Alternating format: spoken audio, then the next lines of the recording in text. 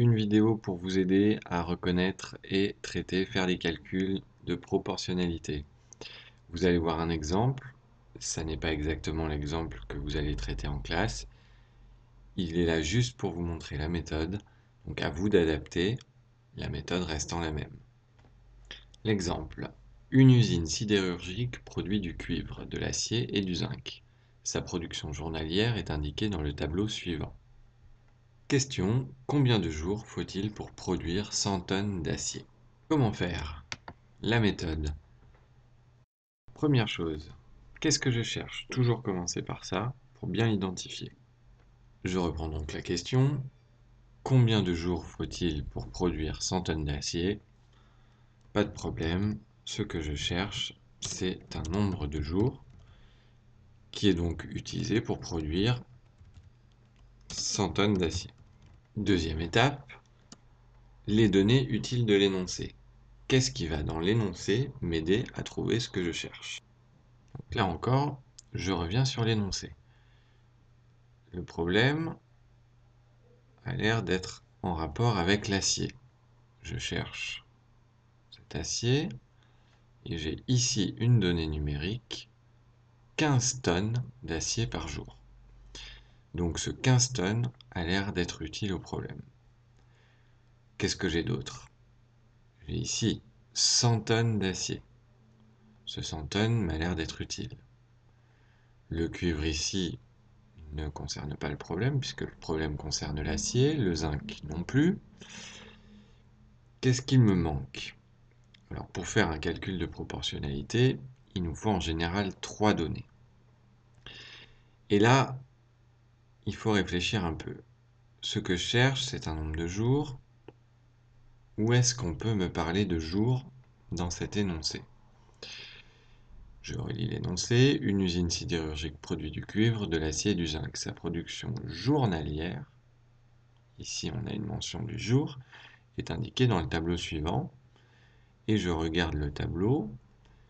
Les indications des productions sont en tonnes par jour. Donc, pour résumer, 3 données utiles. Un jour, puisque une production journalière, c'est une production pour un jour. Les 100 tonnes d'acier qui viennent de ma question. Et 15 tonnes d'acier, c'est donc la masse d'acier produite en un jour.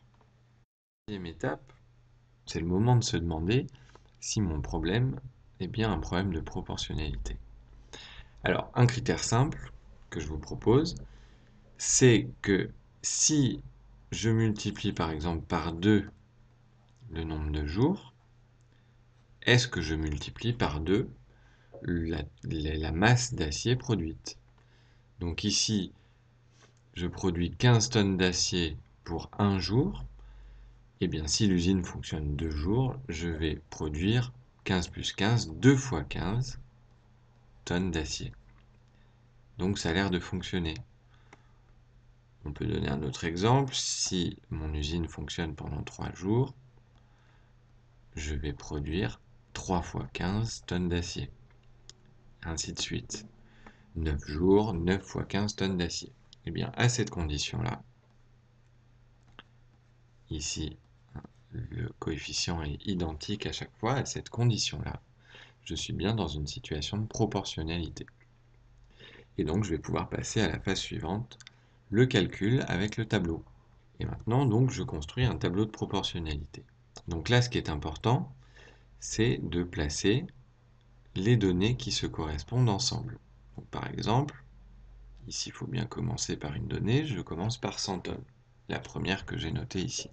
On pourrait très bien commencer par n'importe laquelle. Je place ensuite la deuxième, 15 tonnes. Ce qui est important dans un tableau de proportionnalité, c'est de faire correspondre en ligne et en colonne les données qui vont ensemble. Par exemple, ici, j'ai placé en ligne les masses ensemble, ce qui est en tonnes avec ce qui est en tonnes.